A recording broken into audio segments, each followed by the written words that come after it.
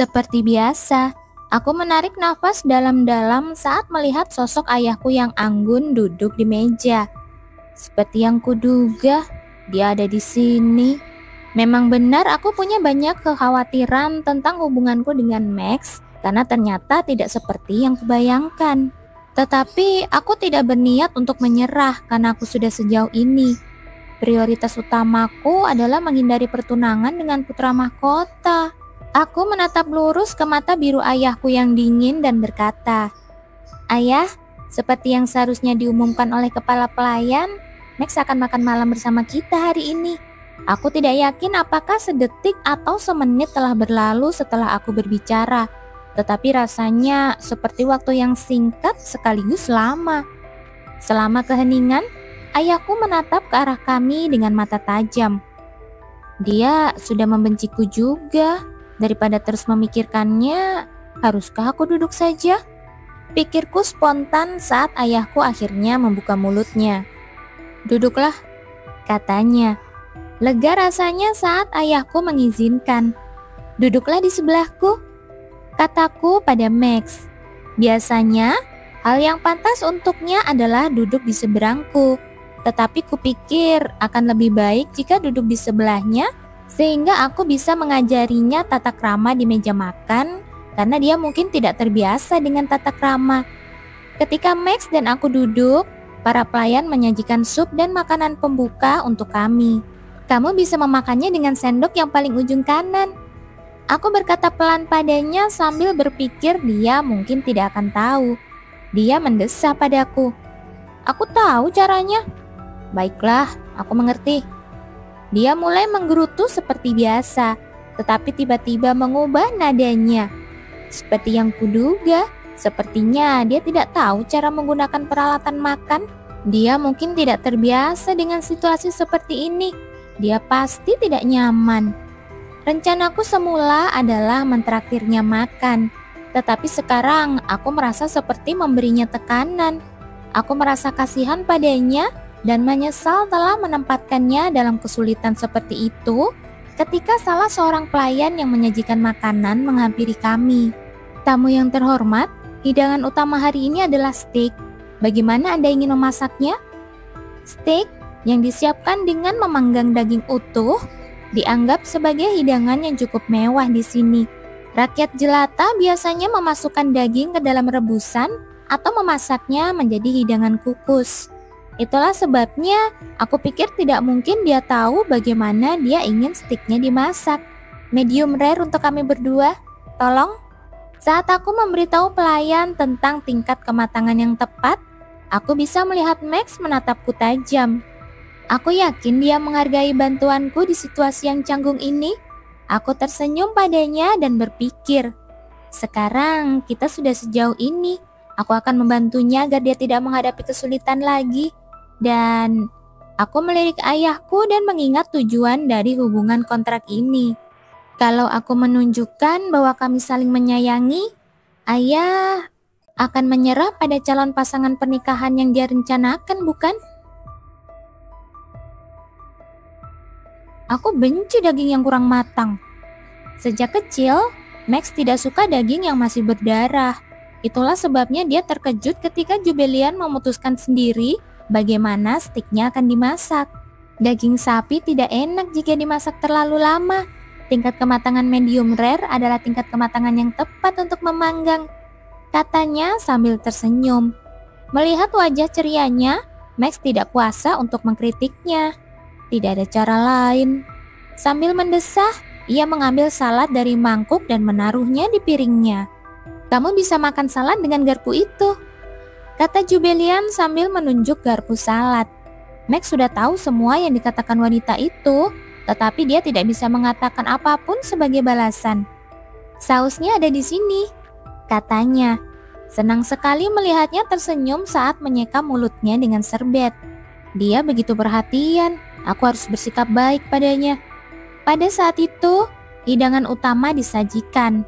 Matthew, koki keluarga Floyen, membungkuk tanpa suara, lalu memperkenalkan hidangan yang telah ia siapkan. Hidangan hari ini adalah steak daging sapi muda dengan truffle. Steak ini dimasak medium rare untuk menghasilkan tekstur yang lembut. Max tidak terkesan dengan penjelasan Chef Matthew. Aku sudah cukup sering makan steak sampai merasa bosan dengan itu. Setelah hidangan utama diletakkan di hadapan semua orang, Jubelian mengambil pisaunya. Apakah dia akan baik-baik saja? Max khawatir. Entah mengapa, dia merasa gelisah saat melihat Jubelian mengambil peralatan tajam dengan tangan pucatnya dan mulai memotong daging sapi. Jika dia akhirnya melukai dirinya sendiri, jika dia bisa, dia akan mengambil pisau darinya dan memotongkannya untuknya. Jubelian menatap Max dengan mata penasaran. Kenapa kamu tidak makan?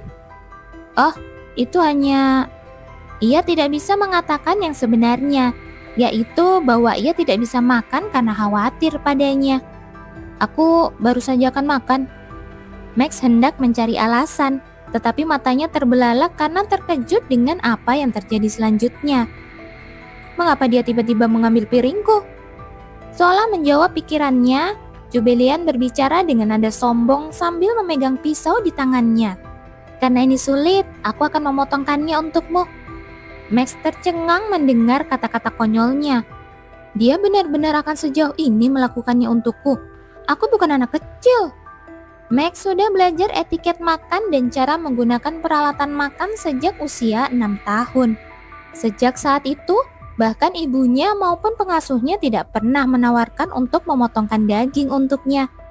Terlebih lagi, dia tidak ingin Jubelian menggunakan pisau dengan tangan itu. Tidak perlu, aku bisa melakukannya sendiri. Max meluruskan ekspresinya dan mencoba mengambil kembali piringnya. Namun Jubelian menyela dengan suara tegas. Jangan khawatir, aku pandai memotong. Sulit untuk mempercayainya, terutama setelah dia menyaksikan sendiri bagaimana dia dengan canggung memotong steaknya tadi. Dia benar-benar membuatku gila. Max sedikit menyipitkan matanya saat dia mendengar suara dingin. Jubelian? Ya? Jubelian berhenti memotong steak dan menatap ayahnya. Di mata Regis, Max sama sekali tidak peduli terhadap Jubelian. Meskipun putrinya itu sedang memotong steaknya dengan tangan yang begitu lembut. Reaksi muridnya itu mengingatkan Regis pada Mikhail, membuat matanya menjadi dingin. Jadi niat aslimu adalah menggunakan putriku untuk mendapatkan dukunganku, Maximilian. Regis sudah merasa melunasi sepenuhnya utang budi kepada mendiang permaisuri dengan melindungi Max hingga dewasa. Dia menatap Max dengan sorot mata tajam. Tidak ada salahnya menunjukkan padanya kekuatan otoritas. Perlahan, Regis mengepalkan tangannya, tetapi berhenti ketika mendengar suara putrinya. Ayah? Regis mengalihkan pandangannya ke arah Jubelian. Jubelian adalah kesayangannya, dan dia merasa kasihan melihat Jubelian berusaha keras karena dia dibutakan oleh cinta. Karena putriku sangat menyukainya, aku harus bersabar dengannya untuk sementara waktu. Regis dengan sangat menahan kesabarannya hingga batas maksimal, lalu berkata, biar aku yang memotong steaknya untukmu. Aku terkejut mendengar perkataan ayahku. Apakah barusan dia bilang akan memotong steaknya? Mataku sedikit bergetar sampai akhirnya aku menyadari kemana arah pandangannya. Oh, jadi itu maksudnya. Ayahku sedang menatap Max. Sepertinya dia ingin berdamai dengannya. Memang benar, ayahku selalu lebih peduli pada muridnya daripada putrinya sendiri. Aku sebaiknya membantu mereka berdamai. Akan lebih baik bagiku jika ayah dan Max bisa akur kembali, karena aku merasa terganggu sejak mereka berselisih gara-gara aku. Selain itu, ada kemungkinan ayahku akan menyerah untuk menikahkanku dengan putra mahkota demi kepentingan muridnya. Baiklah, terima kasih ayah, kataku sambil dengan senang hati menyerahkan piring itu kepadanya. Sungguh besar perbedaan antara bagian luar dan dalam, kata ayahku sambil memotong dagingnya. Apakah ini karena steaknya dimasak medium rare? Dari luar, daging itu terlihat cukup matang, tetapi bagian dalamnya masih kemerahan. Tapi menurutku ini sudah cukup matang. Pikirku, hampir meneteskan air liur melihat cairan daging yang merembes keluar. Kamu harus selalu berhati-hati. Jika ada terlalu banyak perbedaan antara bagian luar dan dalam, ada kemungkinan kamu akan melihat darah. Lanjut ayahku. Dia benar. Bahkan jika aku memberitahu pelayan atau koki terlebih dahulu bagaimana aku ingin daging dimasak, terkadang daging itu disajikan dalam keadaan kurang matang. Ada juga saat-saat di mana aku tanpa sengaja memotong daging dan kehilangan nafsu makan karena terlalu banyak darah yang keluar. Ya, kalau begitu, daging itu bisa dipanggang lagi. Pikirku dengan tenang. Ini, kata ayahku sambil mengembalikan piringnya. Oh, terima kasih. Ketika aku menyerahkan piring itu kepada Max, kulihat dia membuka mulutnya untuk mengucapkan terima kasih. Tetapi ayahku berbicara lebih dulu darinya, sehingga kesempatannya hancur. Jubilian, aku mengalihkan perhatianku kepadanya saat dia memanggil namaku. Ya, ayahku mengulurkan tangannya kepadaku. Serahkan piringmu juga. Jantungku berdebar lemah mendengar kata-katanya, tetapi perasaan itu segera mereda. Sepertinya akan aneh kalau dia hanya membantu muridnya dan tidak membantu putrinya. Namun, tidak seperti pikiranku, suara yang sedikit senang keluar dari mulutku. Terima kasih, jawabku. Karena ada kemungkinan ayahku dan Max akan berbaikan, aku merasa puas dan penuh harapan. Meskipun demikian, aku tidak punya pilihan selain mendesah segera setelahnya. Tidak ada tanda-tanda perdamaian. Meskipun ayahku sudah memotongkan steak untuk Max, keduanya tidak mengucapkan sepatah kata pun. Melihat bagaimana mereka saling melirik, sepertinya mereka tidak ingin menghindarinya. Saat itu, ayahku menatap mataku dan berkata, "Mari kita minum teh nanti." Mendengar ucapannya, aku menyadari sesuatu dan tertawa kecil. Orang yang sebenarnya ingin diajaknya minum teh adalah Max, dan dia hanya menggunakan aku sebagai alasan. Dia benar-benar sangat peduli pada Max, pikirku sambil melirik Max. Apakah itu tidak apa-apa? Tanyaku padanya. Aku tidak yakin apa yang ingin dia katakan, tetapi dia menatapku sebentar sebelum menganggukkan kepalanya perlahan. Aku sudah menduga tanggapan ini dari caranya terus melirik ayahku sepanjang makan malam. Tampaknya dia juga ingin berbaikan dengannya. Mereka akhirnya akan saling memaafkan. Jika mereka memperbaiki hubungan mereka, ada kemungkinan ayahku akan menyetujui aku berkencan dengan Max dan membatalkan kencan buta dengan putra mahkota. Jika itu terjadi, aku bisa terus berpura-pura berkencan dengan Max sampai sang pangeran menikah. Membayangkan masa depan yang penuh harapan, aku pun berbicara dengan gembira. Kalau begitu, mari kita minum teh yang kubuat hari ini. Mendengar kata-kataku, ekspresi ayahku dan Max berubah drastis. Wajah ayahku mengeras dan Max menyipitkan matanya padaku. Apakah mereka tidak percaya pada teh yang kubuat? Memang benar aku butuh beberapa subjek uji untuk mencicipi tehku. Karena aku tidak merasa yakin akan rasanya. Karena merasa malu, aku segera menawarkan pilihan lain. Atau mungkin kita bisa minum teh yang lain saja. Aku terdiam. Pada saat itu, kepala pelayan tiba-tiba menghampiri ayahku dan melapor. "Tuan, ada utusan dari istana yang datang." Derek mengamati wajah ayahku sejenak, lalu membuka mulutnya. "Kaisar memanggil Anda ke istana kekaisaran segera." "Untuk apa?" Max, yang berada di sebelahku, menyela dan bergabung dalam percakapan. Itu aku merasa kasihan pada Derek yang hanya menjalankan tugasnya dengan penuh tanggung jawab, tapi malah tertekan oleh para pria ini. Sepertinya ini mendesak, kita bisa minum teh lain kali, ucapku, lalu menggenggam tangan Max erat-erat. Sambil berpikir dia mungkin akan memulai sesuatu lagi. "Ayo pergi." Aku khawatir dia akan memprotes, tapi Max dengan tenang mengikuti di sampingku. Sepertinya rencana perdamaian harus ditunda untuk sekarang. Pikirku penuh penyesalan saat berbalik. "Itu tidak mendesak." Aku berhenti ketika mendengar suara tegas ayahku. Bahkan dengan statusnya sebagai seorang duk, ucapannya tetap mengejutkan. Tapi itu perintah dari kaisar. Jawabku hati-hati. Namun ayahku tidak mengubah sikap keras kepalanya. Hal ini lebih penting bagiku.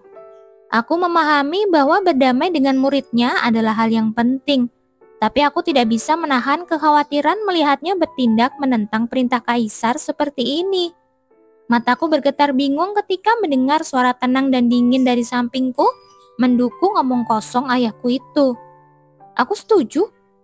Aku mengerutkan dahi melihat Max yang sebelumnya tidak mengucapkan sepatah kata pun kepada ayahku, namun sekarang malah setuju dengan tulus. Bukan waktunya untuk itu, pikirku dengan kesal, lalu menoleh ke Derek untuk meminta bantuan menghadapi situasi yang kacau ini. Namun, Derek justru menundukkan kepala dengan ekspresi kaku. Keluhan keluar dari mulutku. Apa hanya aku yang berpikir rasional di sini? Dengan rasa tanggung jawab di benakku, aku mencoba menenangkan diri. Tetapi kemudian bingung harus berbuat apa selanjutnya. Tidak peduli seberapa besar mereka berdua ingin berbaikan, ini tetap salah. Membangkang perintah kaisar sama artinya dengan tidak setia. Meskipun ayahku dikenal sebagai pahlawan kekaisaran, ia akan dianggap sebagai aib jika berani melawan perintah kaisar. Dan aku tidak ingin memiliki hubungan yang buruk dengan keluarga kerajaan. Masa depanku yang sebenarnya adalah masa di mana kaisar menjadi marah padaku karena iri pada putri mahkota. Dan putra mahkota membuatku bunuh diri. Selain itu, ayahku juga menutup mata padaku. Sejujurnya, aku benci mencoba membaca pikiran orang lain, karena itu adalah hal yang melelahkan. Namun, jika aku ingin hidup, aku harus menghindari bersikap tidak baik kepada orang lain dan menjaga diriku sendiri. Dengan keputusan ini dalam pikiranku, aku mulai berkata, "Tetapi ayah tidak boleh menentang perintah kaisar jika ternyata itu mendesak." Meskipun aku membantahnya dengan wajar, ayahku menggelengkan kepalanya.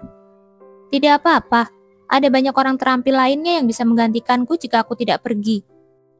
Itu pernyataan yang sulit dipercaya, tapi di satu sisi masuk akal.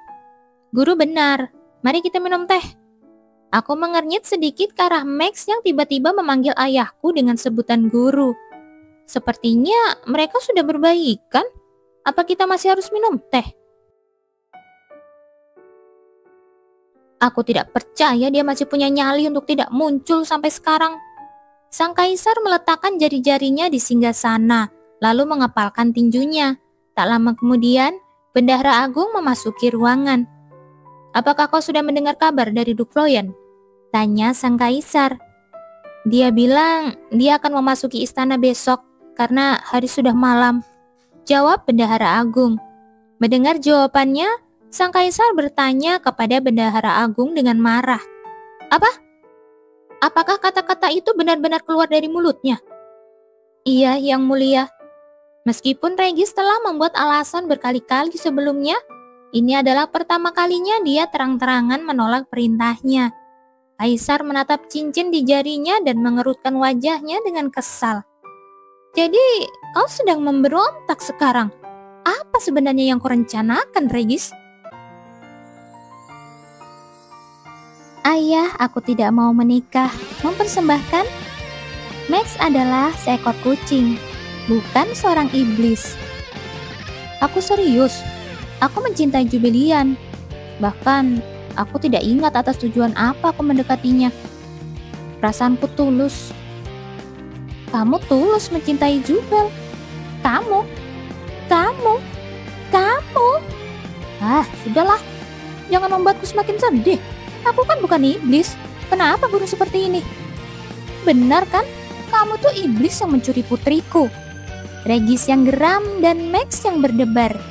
Nantikan episode selanjutnya ya.